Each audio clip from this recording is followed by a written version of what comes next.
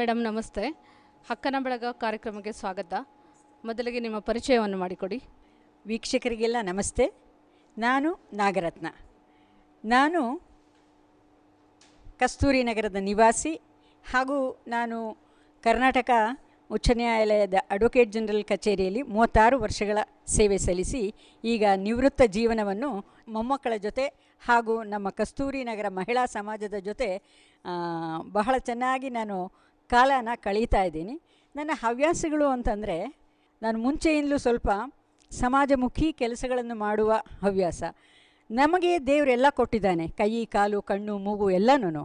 ಅದನ್ನು ಇಲ್ಲದೇ ಇದ್ದವ್ರಿಗೆ ನಾವು ನಮ್ಮಿಂದ ಏನಾಗುತ್ತೆ ಅನ್ನೋದನ್ನು ನಾನು ಒಂದು ಕಿಂಚಿತ್ತು, ನಾನು ಬಹಳ ಸಾಧನೆ ಮಾಡಿರೋ ಸಾಧಕಿಯರಿದ್ದಾರೆ, ಆದರೂ ನನ್ನ ಮನಸ್ಸು ತೃಪ್ತಿಗಾಗಿ ನಾನು ಅಂಧರಿಗೆ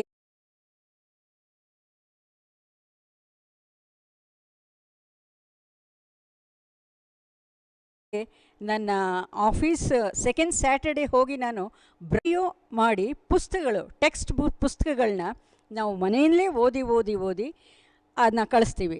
ಅಲ್ಲಿ ಬ್ರೈಲಲ್ಲಾದರೆ ಎಲ್ಲರೂ ಕೈಯಲ್ಲಿ ಮುಟ್ಟಿ ಅದನ್ನು ಮಾಡ್ಕೊಳ್ತಾ ಇದ್ದಿದ್ದು ಗೊತ್ತಿದೆ, ಎಷ್ಟು ಕಷ್ಟ, ಒಂದು ಪುಸ್ತಕ ಎಷ್ಟು ಇದಾಗತ್ತೆ ಅಂತ. ಆದರೆ ಈಗ ಆ ಕಂಠ ಇರೋದ್ರಿಂದ ಸಾವಿರಾರು ಜನಕ್ಕೆ ಒಬ್ಬರು ವಾಯ್ಸು ತಲುಪುತ್ತೆ.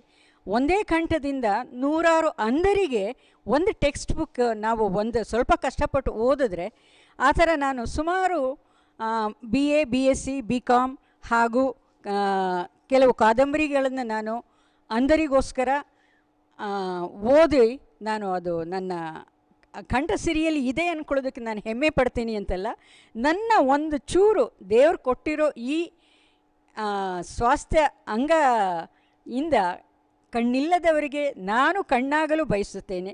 ಇದಕ್ಕೆ ನಮ್ಮ ಪಲ್ಲವಿ ಆಚಾರ್ಯ ಅನ್ನೋರು ನನಗೆ ಸ್ಫೂರ್ತಿ ಹಾಗೂ ಪ್ರೇರಣೆ ಅನ್ನೋದಕ್ಕೆ ನಾನು ಬಹಳ ಹೆಮ್ಮೆ ಪಡ್ತೀನಿ. ಆಡುಮುಟ್ಟದ ಸೊಪ್ಪಿಲ್ಲ ಅಂತಿರಲ್ಲ, ಆ ಥರ ನಾನು ಎಲ್ಲ ಫೀಲ್ಡಲ್ಲೂ ಇದ್ದೀನಿ. ಆಟ ಆಗಲಿ, ಲಲಿತ ಕಲೆ, ಸಾಂಸ್ಕೃತಿಕ ಕಲೆ, ಲೇಖನ, ಪ್ರತಿಯೊಂದರಲ್ಲೂ ಇದ್ದೀನಿ. ಆದರೆ ಯಾವುದರಲ್ಲೂ ಮಾಸ್ಟರ್ ಆಗಿಲ್ಲ. ಬಟ್ ಎಲ್ಲದರಲ್ಲೂ ಪಾರ್ಟಿಸಿಪೇಟ್ ಮಾಡಬೇಕು, ಹೋರಾಡಬೇಕು, ಕಲಿಬೇಕು ಅನ್ನೋ ಹುಮ್ಮಸ್ಸಿದೆ. ಹಾಗೆ ನಾನು ವಿದ್ಯಾರ್ಥಿಗಳಿಗೆ, ಮಕ್ಕಳಿಗೆ ತುಂಬ ಒಂಥರ ಆಸೆಯಾಗಿ, ಏಕೆಂದರೆ ನಾನು ಆ ಕಾಲದಲ್ಲಿ ನಾನು ಮಗು ಆಗಿಬಿಡ್ತೀನಿ.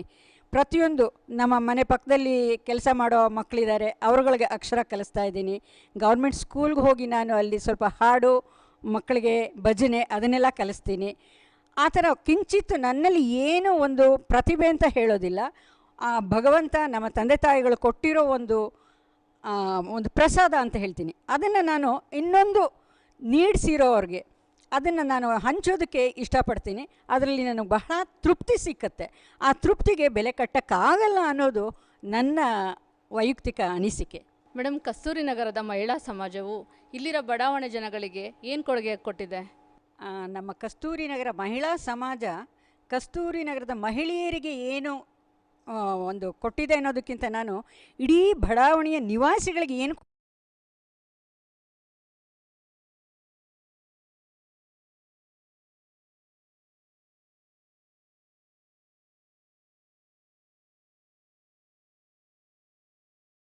ಕೊಟ್ಟಿದೆ ಅನ್ನೋದನ್ನು ನಾನು ಹೇಳೋದಕ್ಕೆ ಇಷ್ಟಪಡ್ತೀನಿ. ಏಕೆಂದರೆ ಇಲ್ಲಿ ಒಂದು 4-5 ರೋಡ್ಗಳು ಸುತ್ತಾಕೋಣ, ಇಲ್ಲಿ ಯಾವ ಥರ ಇದೆ, ಮೂಲಭೂತ ಸೌಕರ್ಯಗಳು ಬೇಕು. ಯಾಕೆಂದರೆ ಒಂದು ಮನೆ ಕಟ್ಟೋದಕ್ಕೆ ನಿವೇಶನ ಸಿಕ್ಬಿಡ್ತು, ಮನೆ ಒಂದು ಮಹಿಳೆ, ದಿಟ್ಟ ಧೀಮಂತ ಮಹಿಳೆನೇ ಸಿಕ್ಕಿದ್ರು ಅಂತ ಹೇಳ್ಬೋದು. ಅದು ಬ್ಲೆಸ್ಡ್ ಅಂತೀನಿ. ಏಕೆಂದರೆ ನಾನು ಎಲ್ಲನೂ ನಾನು ಪಾಸಿಟಿವ್ ಆಗಿ ತಗೊಳ್ತಾ ಇದ್ದೀನಿ. ಅದರಿಂದ ನನಗೆಲ್ಲ ಬ್ಲೆಸ್ಡ್ ಆಗಿ ಸಿಕ್ಕತ್ತೆ ಅಂತಲೇ ನಾನು ಅಂದ್ಕೊಳ್ತೀನಿ. ಯಾವತ್ತೂ ನಾವು ನಕಾರಾತ್ಮಕವಾಗಿ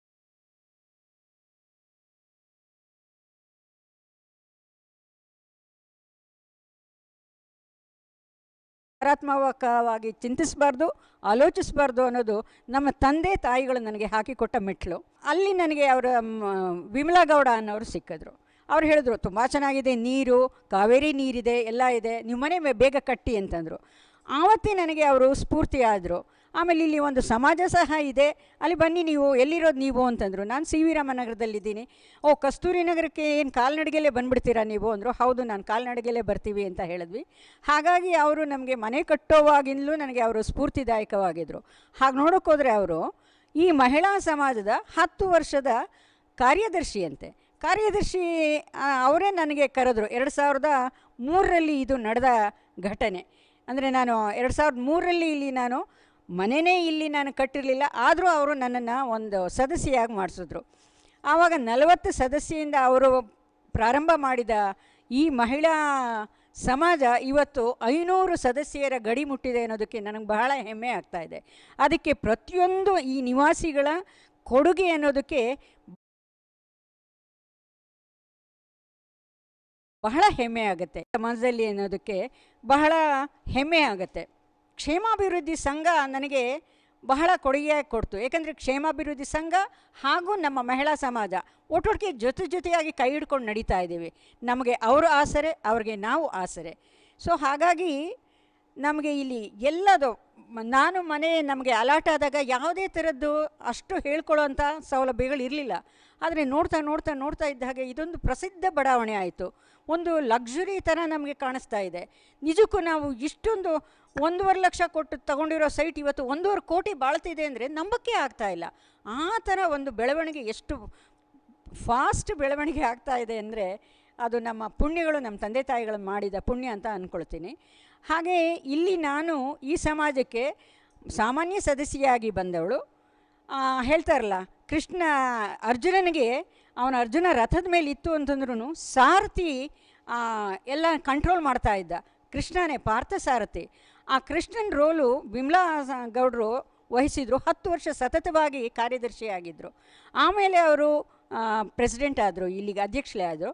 ಹಾಗೆಯೇ ನಾನು 2 ವರ್ಷ ಕಾರ್ಯಕಾರಿ ಸಮಿತಿಯಲ್ಲಿ, 2 ಬಾರಿ ಅಂದರೆ 4 ವರ್ಷ ನಾನು ಇಲ್ಲಿ ಸಾಧ್ಯವಾದ ಮಟ್ಟಿಗೆ ನನ್ನ ಕಿಂಚಿತ್ತು ಕೆಲಸ ಮಾಡಿದ್ದೀನಿ. ಇಲ್ಲಿ ನಾನು ಕೆಲಸ ಮಾಡಿದ್ದೀನಿ ಅನ್ನೋದಕ್ಕಿಂತ ಹಿಂದಿನ ಹಿರಿಯರು ಹಾಕಿಕೊಟ್ಟ ಎಲ್ಲ ಥರದ್ದು ಸಮಾಜ ಸೇವೆ, ಸಮಾಜಮುಖಿಗಳು, ಎಲ್ಲ ಥರದ ಸಾಂಸ್ಕೃತಿಕ ಕ್ರೀಡಾತ್ಮಕ ಕೆಲಸಗಳಲ್ಲಿ ನಾವು ಅವ್ರು ಹಾಕಿಕೊಟ್ಟ ದಾರಿಯಲ್ಲಿ ನಾವು ನಡೀತಾ ಇದ್ದೀವಿ. ಅದರಿಂದ ನಮಗೆ ಸುಗಮವಾಗಿ ಹೋಗ್ತಾ ಇದೆ.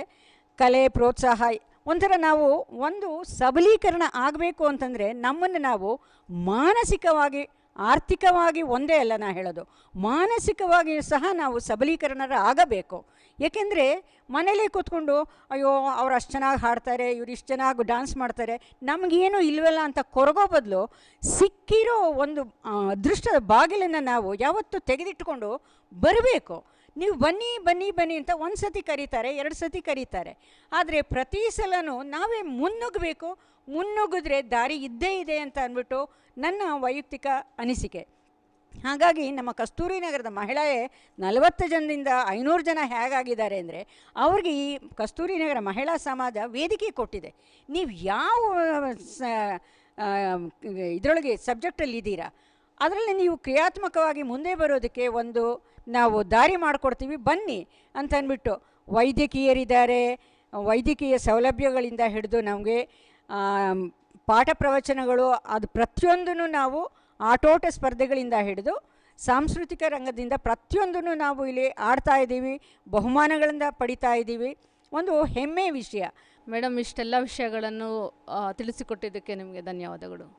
ನನಗೂ ಸಹ ಇಲ್ಲಿ ಕಿಂಚಿತ್ತು ನನ್ನ ಅನಿಸಿಕೆಗಳನ್ನ ಹಂಚ್ಕೊಳ್ಳೋದಕ್ಕೆ ಬಸವ ಟಿ ವಿಯವರು ಅನುವು ಮಾಡಿಕೊಟ್ಟಿರೋದಕ್ಕೆ, ಈ ಸುವರ್ಣಾವಕಾಶನ ನಾನು ಸದುಪಯೋಗ ಪಡಿಸ್ಕೊಂಡಿರೋದಕ್ಕೆ ಎಲ್ಲರ ಪರವಾಗಿ ನಾನು ಅವರೆಲ್ಲರಿಗೂ ಹೃದಯಪೂರ್ವಕ ಧನ್ಯವಾದಗಳನ್ನ ಅರ್ಪಿಸ್ತೇನೆ. ನಿಮಗೂ ಸಹ.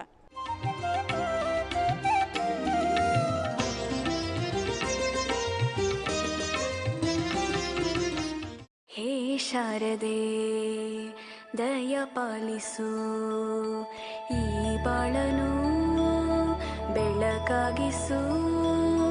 ಹೇ ಶಾರದೆ ದಯ ಪಾಲಿಸು, ಈ ಬಾಳನು ಬೆಳಕಾಗಿಸು. ನಾಳೆಗಳ ದಾರಿಯಲೇ ನಂಬಿಕೆಯ ನೆಲೆಯಾಗಿರಿಸು, ಮುನ್ನಡೆಸು. ಕೈ ಹಿಡಿದು ನಾವಾಡೋ ಪದದಲ್ಲೂ ಸಂಚರಿಸು. ಹೂವಲ್ಲಿ ಜೇನು ಗುಡಿ ಕಟ್ಟದೇನು,